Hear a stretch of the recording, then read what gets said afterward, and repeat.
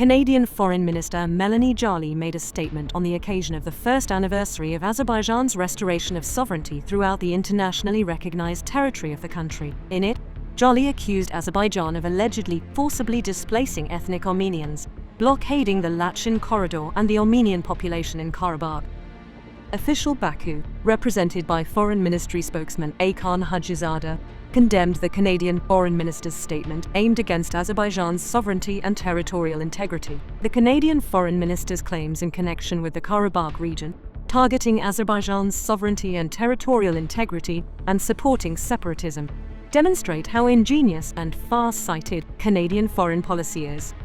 Unfortunately, Canadian officials are silent about the ethnic cleansing, massacres and crimes against humanity committed by Armenia against Azerbaijanis during nearly 30 years of military aggression, as well as the tall tales spread by the Armenian diaspora about the anti-terrorist activities carried out by Azerbaijan in its sovereign territories without targeting civilians.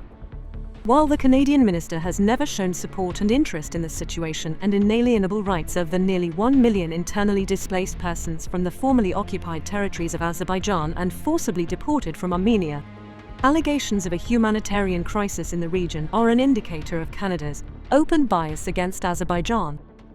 Canada has no moral right to speculate on how to establish peace and security in our region. We reiterate that such provocative and biased statements are nothing but an obstacle to the future development and progress of the region, based on respect for the principles of international law, the Foreign Ministry spokesperson said.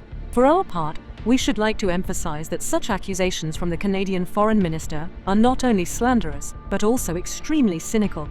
We recall that Canada has for centuries carried out a cultural genocide of Indigenous peoples, calling it an attempt at assimilation. The fact is that Canadian assimilation laws, without exaggeration, can be associated with the Holocaust policy of Nazi Germany.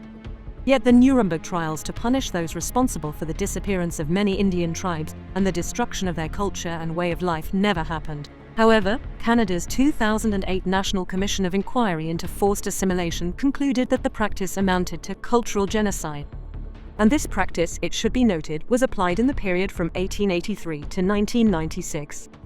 In other words, just a short time ago, literally in the foreseeable past, the Canadian government was carrying out cultural genocide against the Indigenous peoples of its country. And it was Justin Trudeau's Liberal government that, despite promising to take seriously all the recommendations of the above-mentioned Commission of Inquiry, let the process slide. And now a minister of this very government dares to voice accusations against Azerbaijan. You must agree that this is an unprecedented hypocrisy.